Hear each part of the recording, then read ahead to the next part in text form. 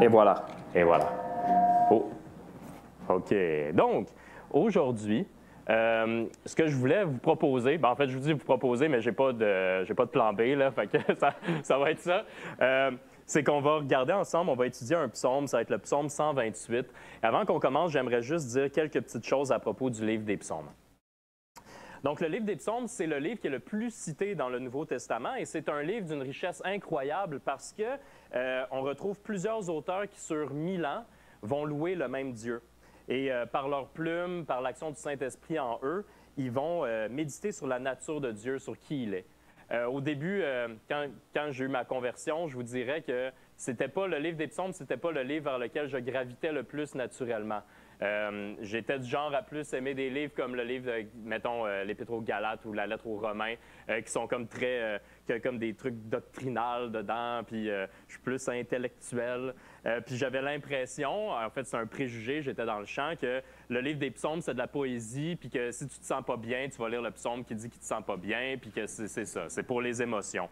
En réalité, comme je vous dis, j'étais complètement dans le champ parce que les psalmistes méditent sur le caractère de Dieu, et en méditant sur qui est Dieu, c'est de là que surgit les complaintes, les remerciements, la louange, les supplications. Donc, le livre de Psaumes est un livre qui est profondément théologique, mais une théologie qui a un impact concret sur nos vies. Donc, de quoi traite le psaume 128? Le psaume 128 traite d'un sujet qui est nécessaire, mais difficile. Aujourd'hui, on va explorer ensemble qu'est-ce que c'est que la crainte de Dieu. Et je sais que ce n'est pas le sujet qui est le plus attirant en apparence. C'est un sujet, des fois, on peut se dire, généralement, il y a plusieurs personnes qui vivent beaucoup d'anxiété. On se dit, j'ai déjà assez d'anxiété dans ma vie. Si en plus, il faut que je craigne Dieu, ça va juste susciter plus d'anxiété. On peut penser ça. On peut aussi se dire que si je ne sais pas, je ne vous connais pas, donc il y a peut-être des gens que vous êtes là pour la première fois ou que vous commencez à vous approcher de Dieu, et là, quelqu'un arrive puis dit que dans la Bible, ça dit régulièrement de craindre Dieu, et c'est peut-être quelque chose qui va, en apparence, paraître repoussant. De dire, mais non, moi, je veux un Dieu qui m'aime, mais un Dieu que j'ai peur, que je crains, je ne sais pas trop qu'est-ce que ça veut dire. Ça peut faire peur, ça peut refroidir, et je comprends ça. Et j'espère que l'étude de ce matin va vous permettre de mieux comprendre ce qu'est la crainte de Dieu. Parce que moi, j'ai réalisé quelque chose, c'est que la première fois que j'ai préparé ce message-là, je ne comprenais pas bien qu'est-ce que c'était la crainte de Dieu. Et si vous m'aviez dit à ce moment-là, qu'est-ce que c'est que la crainte de Dieu, j'aurais pu vous citer un passage dans Proverbe 9-10, qui est le commencement de la sagesse et la crainte de Dieu. C'est à peu près la seule chose que je savais. Mais une fois qu'on sait ça, ben ça reste flou quand même. Tu sais, le commencement de la sagesse et la crainte de Dieu, oui, mais j'en savais pas vraiment plus que ça. Donc, on va le voir ensemble, mais avant tout, j'aimerais qu'on prie ensemble, qu'on prenne le temps de remettre cet enseignement-là de la parole de Dieu entre les mains de notre Seigneur. Seigneur Dieu, quelle bénédiction de pouvoir être ici ce matin, un dimanche de plus, à te louer, à proclamer ta parole, à chercher qui tu es encore plus, pour nos esprits et pour nos cœurs aussi. Je te remercie pour cette assemblée, pour mes frères et sœurs que je ne connais pas, mais qui sont, en fait, c'est une famille éternelle qu'on a ensemble, des gens qu'on va pouvoir côtoyer pour l'éternité, on va pouvoir avoir nos regards fixés sur toi. Donc, c'est toujours une bénédiction et un bon moment d'apprendre à connaître d'autres personnes qui t'aiment aussi. Donc, merci Seigneur et bénis cette rencontre. Aide-moi à être fidèle à ta parole et que l'Esprit Saint aussi puisse agir dans le cœur dans mon cœur premièrement, mais dans le cœur des personnes qui sont présentes ici ce matin. Je prie au nom de ton Fils bien-aimé, Jésus. Amen. Donc, commençons avec le psaume. Il est assez court, donc on va le lire ensemble. Vous allez le voir affiché à l'écran. La lecture du psaume 128. Heureux tout homme qui craint l'Éternel, qui marche dans ses voies. Tu profites alors du travail de tes mains, tu es heureux, tu prospères. Ta femme est comme une vigne porteuse de fruits dans ton foyer, tes fils sont comme des plants d'olivier autour de ta table. C'est ainsi qu'est béni l'homme qui craint l'Éternel. On peut passer à la prochaine diapositive.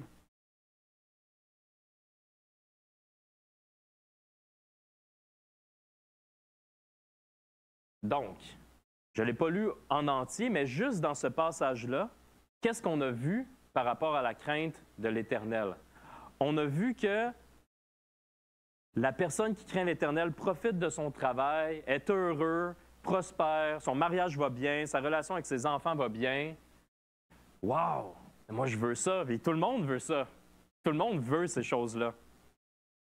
On l'a lu, le psaume 128, mais en réalité, j'avais l'embarras du choix parce que le concept, l'enseignement sur la crainte de Dieu est partout à travers la Bible. Il y a d'autres bénéfices qui sont à d'autres endroits dans la Bible, surtout dans les psaumes, qu'on va parler de la crainte de Dieu. Voici des bénéfices qui sont ici en avant, comme on a vu. Dieu tient en réserve sa bonté pour ceux qui le craignent. Psaume 31. Dieu bénit ceux qui le craignent. Il donne sa bénédiction. Psaume 115. La crainte de l'Éternel augmente les jours. Proverbe 10. Peut-être quelque chose à préciser aussi. Le livre des Proverbes, ce sont des principes généraux, des bonnes choses à faire, pas nécessairement des promesses. Parce que quelqu'un pourrait dire, oui, mais je connais quelqu'un qui aimait Jésus de tout son cœur et qui est mort dans un accident d'auto à 21 ans. Est-ce que Dieu est menteur quand on dit que la crainte de l'Éternel augmente les jours? Premièrement, on pourrait dire qu'il augmente les jours dans l'éternité aussi. Déjà, ça, c'est sûr que c'est vrai. Mais aussi, ça part d'un bon principe que les commandements de Dieu sont bons pour nous. En s'attachant aux commandements de Dieu, il semble logique que tes jours devraient augmenter.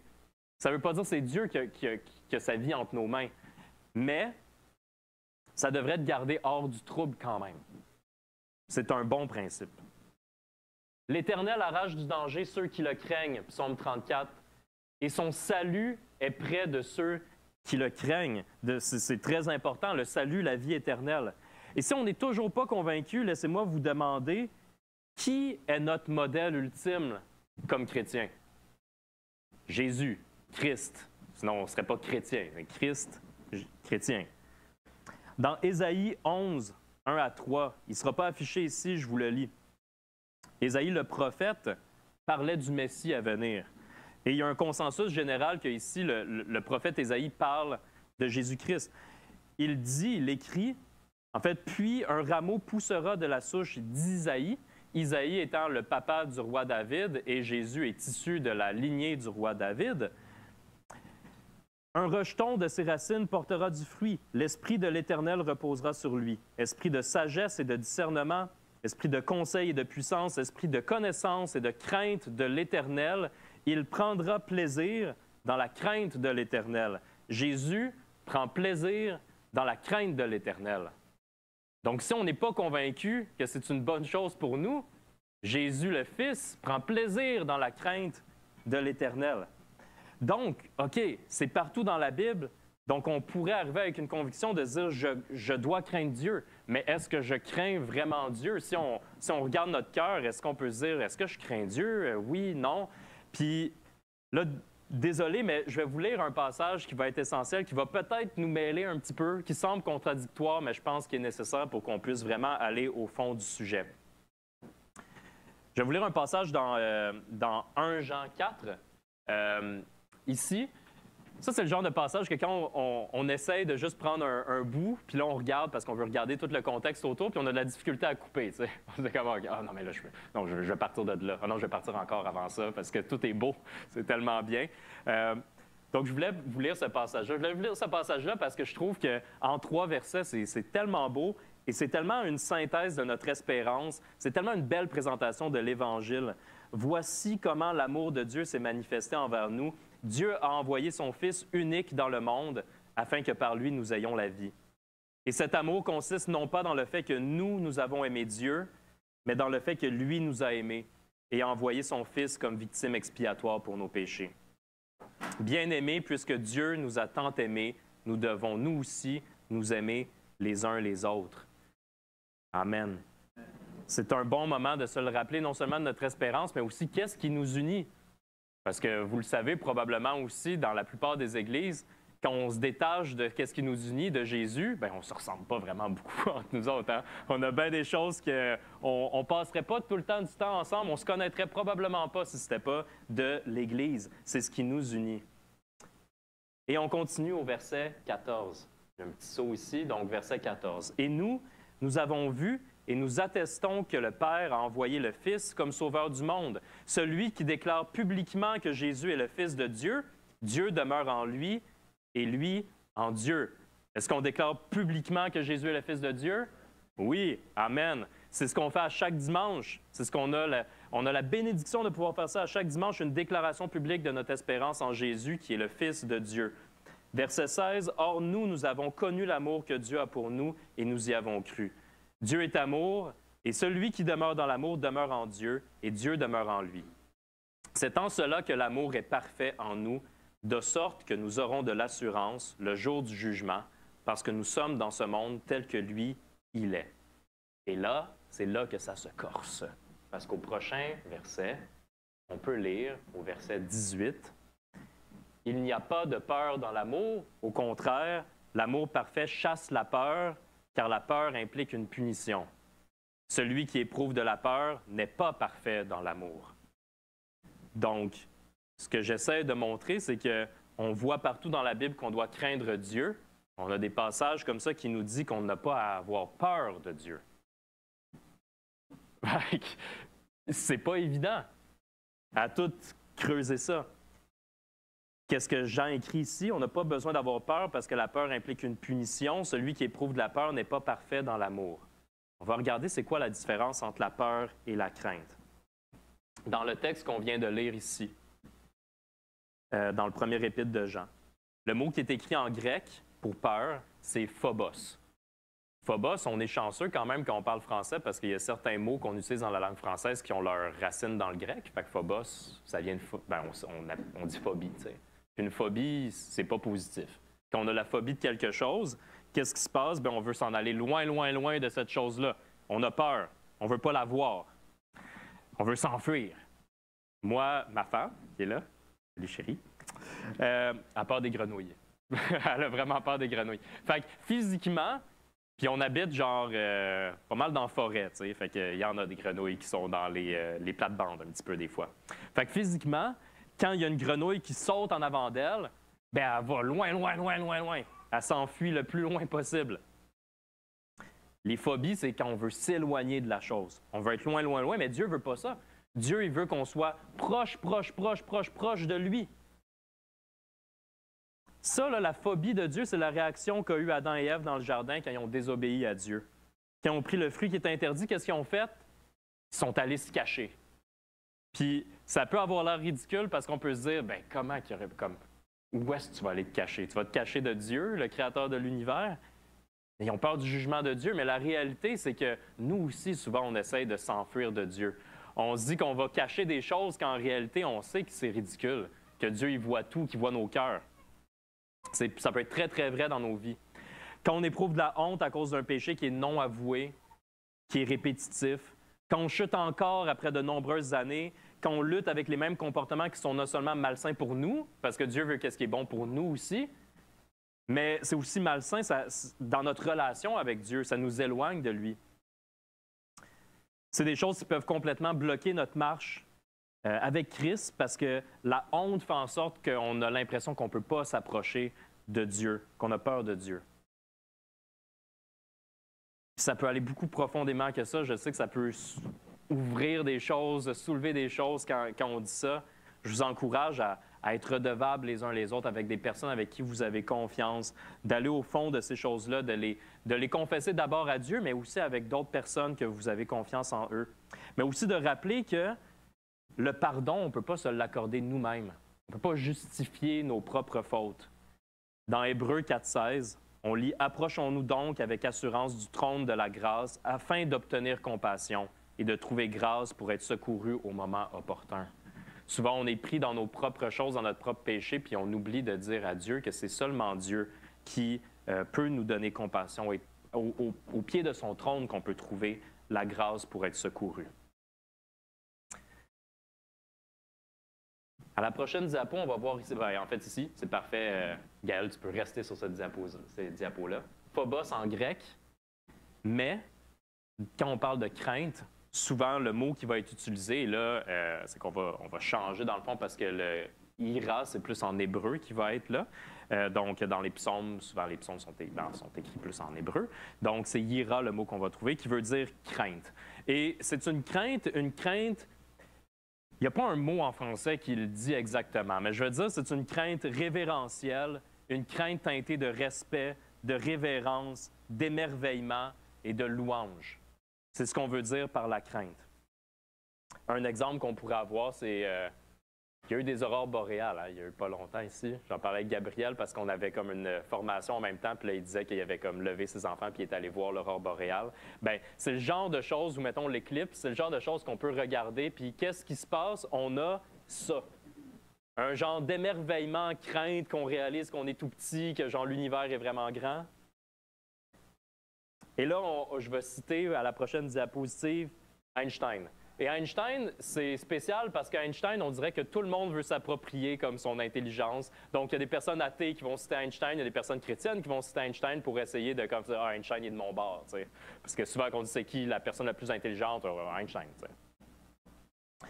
Einstein était déiste. Si on veut être honnête avec c'était quoi la position qu'Einstein disait qu'il était, il croyait en un Dieu désintéressé, mais quand il voyait l'univers, il se disait c'est pas le fruit du hasard. Par contre, il ne se disait pas chrétien. Ce que Einstein disait, il disait n'importe qui de sérieusement impliqué dans la poursuite de la science devient convaincu qu'un esprit est manifeste dans les lois de l'univers. Un esprit largement supérieur à celui d'un homme et en face duquel nous avons, avec nos modestes pouvoirs, devons nous sentir humbles. Je crois en un Dieu, mais un petit minuscule, qui se révèle dans l'harmonie de tout ce qui existe, mais non en un Dieu avec un majuscule qui se préoccuperait du destin et des actes des êtres humains. Et c'est ça la différence principale de qu'est-ce qu'on croit comme chrétien, c'est quoi notre espérance? C'est qu'on croit à un Dieu personnel. On ne rejette pas la notion, on la célèbre, on dit oui, ça suscite une crainte de Dieu, une crainte saine de Dieu remplie d'admiration, d'émerveillement, mais c'est jumelé avec un amour très, très, très personnel de Dieu qui nous connaît, qui connaît chacun de ses enfants. Et tu sais, des fois, je ne sais pas si vous utilisez ça comme terme, des coïncidences, des fois on dit des dieux-cidences, là, parce qu'on se dit, ah, c'est comme un petit clin d'œil de Dieu. Bien, j'ai un passage ici que je voulais vous partager. En fait, c'est une partie d'un chant. Puis, bien, par la grâce de Dieu, vous l'avez chanté ce matin. Et moi, je voulais vous dire, est-ce que vous connaissez ce chant-là? Bien, on l'a chanté ce matin. Toi seul est digne. Comment commence Toi seul est digne? On va le chanter. L'immensité de ta grandeur me montre que je ne suis rien. Mais quand tu façonnais la terre, j'étais déjà près de ton cœur. Ça, c'est la crainte de Dieu, c'est l'émerveillement. Dieu qui façonne la terre, l'immensité de ta grandeur, mais quand tu façonnais la terre, j'étais déjà près de ton cœur. Il nous a aimés dès le commencement, il nous aimait avant qu'on existe sur la terre. Il a écrit nos noms dans le livre de la vie. Il nous a aimés même quand on était rebelles à lui. Et l'amour de Dieu pour ses enfants est pour l'éternité. L'éternité. Donc, quoi faire quand j'ai peur de Dieu? Parce que si on regarde la réalité, c'est que parfois, on n'a pas la crainte, on a la phobie de Dieu. Je pense qu'une des raisons, c'est que des fois, on peut avoir une mauvaise théologie et on peut utiliser une analogie, mais comme à outrance, comme mal l'utiliser. Souvent, on va utiliser l'analogie du Père, puis penser à notre Père dans ce monde. Puis dire, ben, imaginez votre Père, vous craignez votre Père, mais vous l'aimez. C'est vrai, mais ce n'est pas vrai pour tout le monde. Et moi, j'ai un bon père, puis je me rappelle que quand je grandissais, je l'aimais beaucoup, puis je le craignais aussi en même temps, mais je n'avais pas peur de lui. Mais parfois, ça se peut que certains d'entre vous, ou des gens qui s'accrochent à l'Évangile, ben, ils n'ont pas de père ou ils ont eu un mauvais père. Et nos pères, puis là, c'est la fête des pères en plus, ça donne comme ça. Je m'excuse aussi pour les papas parce qu'il y a comme il y a quelque chose que, généralement, que les gens disent que quand c'est la fête des mères, comme c'est tout le temps comme « Ah, les mamans, comme on aime les mamans », puis quand c'est la fête des pères, c'est les papas, il faut qu'on fasse plus, tu sais.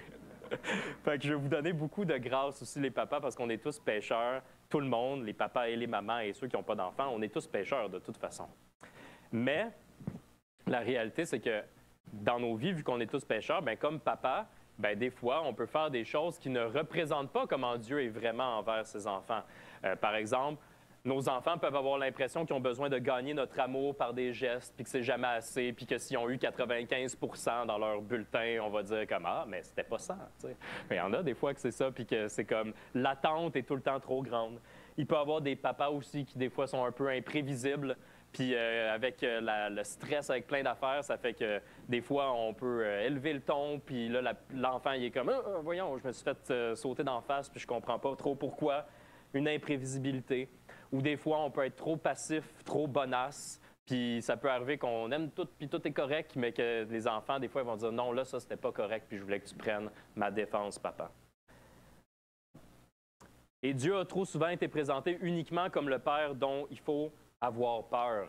Ça fait partie, si vous connaissez un peu la biographie de Martin Luther, en fait, bien, Martin Luther, il luttait avec ça, là. Il avait peur qu'à tout moment, tout le temps dans son existence, Dieu il allait le châtier, puis il allait l'envoyer en enfer, puis qu'il n'allait jamais être assez bon pour Dieu, qu'il fallait obéir au commandement à la lettre, puis sinon c'était le jugement éternel, qu'il y avait tout le temps une crainte d'une punition parce que c'est la seule facette de Dieu qu'il gardait dans sa tête. Et ça donne une foi qui est sans profondeur, sans amour. Quand on enlève la grâce de Dieu, en fait, on annule complètement la croix.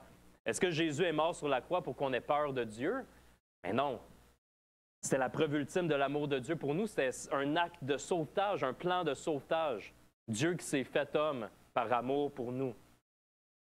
Abba, Père, c'est un papa. Abba, Abba, ça veut dire papa. C'est plein de tendresse. Tu sais, Zeus, puis les autres divinités, personne n'aurait dit papa là, par rapport à Zeus. Là. Non, non, vraiment pas. Il n'y avait pas de tendresse dans la compréhension. C'était juste de la crainte. Dieu cherche une relation d'amour intime avec chacun d'entre nous. Imaginez la relation la plus intime que vous avez avec quelqu'un, la personne qui vous connaît le mieux, puis c'est pas la comparer à la relation que Dieu veut avec vous. Dieu connaît plus vos cœurs et mon cœur qu'on connaît notre propre cœur. Dieu est cohérent, c'est la chose la plus stable, c'est l'alpha, c'est l'oméga. Il n'est pas imprévisible. On peut vraiment s'ancrer dans ses promesses. Il ne va pas changer d'idée. Il ne va pas exploser sans préavis. Dieu est digne d'être glorifié. Dieu est digne d'être obéi. Dieu est digne d'être adoré. Dieu est digne d'être craint. Mais pourquoi la crainte de Dieu est essentielle? On va regarder, je vous dirais, c'est trois choses, dans le fond, que je pense qui sont essentielles à dire pourquoi ça l'aide de développer la crainte de Dieu. Pourquoi c'est bon pour nous? Est-ce que vous êtes familier des fois, tu sais, avec... je sais que Tim Keller avait écrit un livre qui s'appelait « Les idoles du cœur ». Puis de regarder c'est quoi les idoles dans nos vies. OK? C'est quoi les choses, mettons, qu'on a élevées à un stade trop élevé, puis qui prennent de la place, puis qu'on a l'impression qu'on n'aurait pas notre bonheur sans ces choses-là. Il y a des choses, des fois, qui sont neutres ou même qui sont bonnes, mais qu'on va élever trop haut. Fait que la famille, c'est une belle chose. C'est pas une mauvaise chose. Mais on peut élever la famille comme un idole qui fait en sorte qu'on met beaucoup trop de notre attention dans la famille et ça prend la place de notre Dieu. Une idole, c'est quelque chose qu'on utilise pour fonder notre identité. Mais une chose, des fois, qu'on ne dit pas, c'est que aussi notre plus grande crainte peut devenir notre Dieu. Ils sont bizarrement reliés, nos idoles puis nos craintes. Dans le Sermon sur la montagne, quand Jésus parle de l'argent et de ne pas convoiter l'argent, vous savez, il dit on ne peut pas servir Dieu et Mammon. Mammon, c'est comme une personnification de la richesse, là, dans le fond. Fait que Jésus parle des convoitises, des idoles qu'on a dans nos cœurs, des choses qu'on cherche avant d'aller chercher une relation avec Dieu. Mais tout de suite après avoir parlé des convoitises, il parle des inquiétudes et comment souvent on peut avoir peur d'en manquer, on peut avoir peur de sécurité, on peut avoir peur pour l'avenir. Donc, les choses que l'on convoite sont souvent les choses que l'on craint aussi. Fait que des fois, quand on craint quelque chose, on peut se dire « Oh, c'est peut-être un de mes idoles, ça aussi. » Des craintes économiques. On a peur de ne pas en avoir assez dans le futur, fait qu'on n'en a jamais assez. On s'inquiète du lendemain. Et Jésus nous dit de ne pas s'inquiéter du lendemain. À chaque jour suffit sa peine. Le crainte du jugement de tes amis parce que tes amis sont importants pour toi, mais tu as peur de leur jugement. La crainte des hommes. comme prédicateur, est-ce que c'est possible que je puisse enseigner ici pour des mauvais motifs? Ben oui, ça se peut. Pour avoir la crainte, je pourrais avoir la crainte des hommes. Moi, je vous dirais que en ce moment, je n'ai pas vraiment la crainte des hommes parce que je me dis la semaine prochaine, je ne serai pas avec vous autres. mais par contre, il y a quand même hier, pour vrai, en préparant le message, parce que je vais vous dire, Yannick, c'est mon coach académique dans ma maîtrise. Fait que quand je refais le message, là, il y a eu un moment que j'ai dû sonder mon cœur parce que je réalisais comme « Ah, mais là, ça, peut-être que Yannick... Hey, si je commence à enseigner pour Yannick, j'ai peur de qui en premier? Puis c'est pas que j'ai peur de Yannick, mais vous comprenez, c'est quoi la motivation? C'est pas pour Dieu, c'est pas pour la gloire de Dieu en premier. Il faut faire attention. Est-ce qu'il y a quelqu'un qui s'appelle Jean-Claude ici? Non, personne ne s'appelle Jean-Claude. C'est bon. Parce que l'exemple que je voulais donner, c'est que parfois un prédicateur, un pasteur ou peu importe, on peut avoir, des fois, il y a des Jean-Claude ou n'importe qui dans notre assemblée qui ont tout le temps une chose qu'ils auraient fait différemment, eux autres, dans le message. T'sais. Puis là, Jean-Claude, il vient te voir et dit, ben j'ai aimé ça, mais à ce moment-là, tu n'avais pas raison, moi j'aurais dit ça à la place. Puis ça peut devenir facile de commencer à prêcher pour Jean-Claude. Ah là, Jean-Claude, je vais lui montrer. Puis là, Jean-Claude dit, mais là, ça, c'est sournois, hein? Nos cœurs sont tortueux, puis on peut... Finalement, c'est la crainte rendue là qui vient motiver. Au Québec, la majorité des Québécois n'ont pas rejeté Dieu. En fait, si vous demandez à la plupart des gens, ils vont dire « Ah, je crois en Dieu », mais là, après, il faut dire qu'est-ce qu'ils veulent dire exactement par Dieu. Mais je ne crois pas que la plupart des gens craignent Dieu. Que Dieu a été réduit à certaines facettes pour être mieux accepté, mieux digéré, mieux apprivoisé. On peut dire, par exemple, ben, Dieu est amour. C'est un petit Dieu qui n'a pas vraiment son mot à dire dans ma vie. C'est un Dieu qui est à mon service. Quand ça ne va pas bien, je vais le consulter. Mais sinon, il est dans ma petite poche. Là, je le sors quand j'en ai besoin. Mais un Dieu comme ça, c'est pas un Dieu qui est digne d'être vénéré. C'est pas un Dieu qui est digne d'être craint. Un Dieu qui fit dans une petite boîte qu'on est capable de bien comprendre intellectuellement. C'est pas un Dieu qui est digne d'être loué.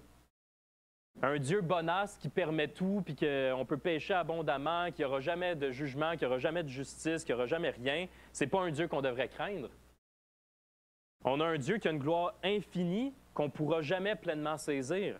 Dans Éphésiens 3, 17 à 19, Paul écrit « Je prie que vous soyez enracinés et fondés dans l'amour pour être capables de comprendre avec tous les saints quelle est la largeur, la longueur, la profondeur et la hauteur de l'amour de Christ, et de connaître cet amour qui surpasse toute connaissance, afin que vous soyez remplis de toute la plénitude de Dieu. » Et ça, c'est une réalisation que j'ai faite récemment, mais on va contempler la gloire de Dieu pour l'éternité et on ne va jamais la comprendre pleinement. On ne va jamais comprendre la largeur, la hauteur, on ne va jamais comprendre ces choses-là. On n'aura jamais fait le tour de notre émerveillement envers notre Dieu qui est tout-puissant. Dans l'éternité, c'est pas vrai qu'après 100 ans, mettons, on va dire, bon, OK, on sait c'est qui Dieu, là, maintenant? Mais non, parce qu'il y a une distance infinie entre nous et Dieu. On ne va pas devenir Dieu quand on va être avec Dieu. Il y a une distance infinie, mais en même temps, Dieu nous dit qu'il est proche de nous. Et le dernier argument que je voudrais dire, c'est que lorsqu'on ne craint pas Dieu, nous allons craigner d'autres faux maîtres. On va trouver un autre maître, on va trouver quelqu'un d'autre, quelque chose d'autre qui va guider nos pas. Je ne suis pas sociologue et je n'ai pas la prétention de l'être, mais on est quand même capable d'observer que jamais dans l'histoire, on a eu autant de confort et de sécurité dans notre pays. On pourrait dire dans l'Occident, mais on va dire dans notre pays, ici. Il n'y a jamais eu autant de confort, de sécurité. Si on est malade, ben il y a des choses qui ne sont pas guérissables, mais notre premier réflexe, c'est qu'on va se dire ben, je vais aller trouver un médicament, puis je vais avoir une opération. S'il nous manque de nourriture, il y a des filets sociaux qui sont en place. Il y a des choses qui sont en place. Mais c'est spécial de dire qu'il n'y a jamais eu autant de confort et de sécurité, mais que pourtant, il semble y avoir une anxiété généralisée. Et j'avancerais l'idée que, parce qu'entre autres, vu que notre société a oublié que Dieu est l'objet adéquat d'une saine crainte, parce que Dieu nous aime aussi, ben, on sait trouver d'autres choses à craindre. Puis si on ne craint pas Dieu, ben, il y a d'autres choses qui vont être élevées comme l'objet principal de nos craintes. On va mettre notre espoir dans la sécurité économique, dans la santé, dans l'environnement, dans toutes ces choses-là. Puis quand ces choses-là, ça ne fonctionnera pas parce que ce ne sont pas des dieux, c'est des faux dieux, bien là, on n'a plus aucun secours. Ces choses-là n'offrent aucun secours. Si on se dit, je vais mettre tous mes efforts dans ma santé, on va quand même mourir un jour. Ce sont des faux dieux. Dans l'Ancien Testament, on le voit régulièrement, il y a le peuple d'Israël qui est dans le désert.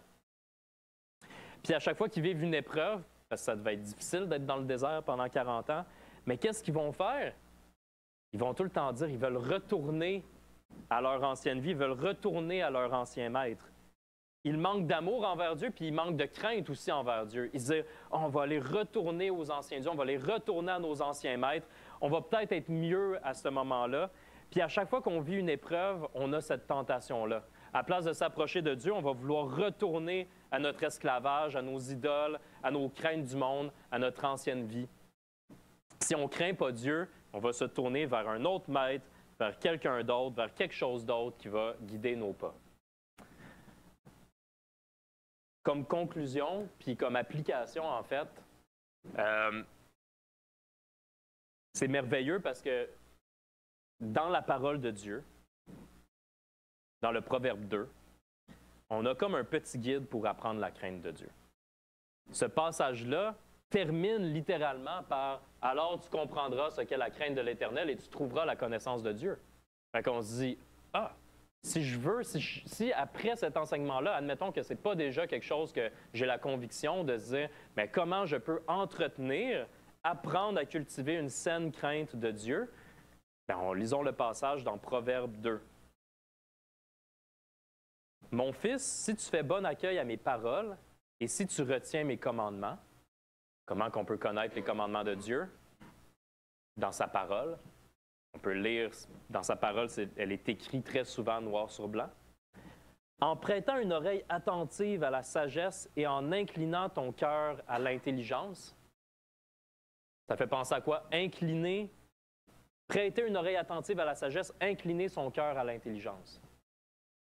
Méditer, prier, chercher la volonté de Dieu, se rappeler que son esprit habite en nous, écouter.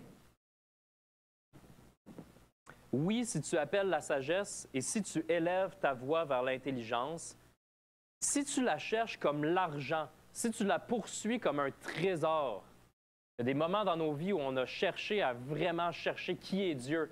Souvent, c'est comme au moment du baptême ou avant le baptême, qu'on veut savoir c'est quoi la volonté. Ah, ça va impliquer ça dans ma vie, il va falloir que je change ça. Mais il faut qu'on continue toute notre vie à continuer à chercher la face de Dieu, à poursuivre la sagesse comme l'argent, comme un trésor. Alors tu comprendras ce qu'est la crainte de l'Éternel et tu trouveras la connaissance de Dieu. Je ne pense pas que c'est quelque chose qui se fait comme ça maintenant, puis OK, c'est correct, on le sait. Il faut persévérer, mes frères et sœurs, apprendre ça, méditer ça, s'encourager mutuellement. Donc, j'aimerais conclure en priant pour qu'on demande à Dieu qu'il m'aide premièrement pour pouvoir cultiver cette saine crainte de Dieu, mais qu'il puisse vous aider aussi à le faire pour qu'on puisse persévérer aussi en lui.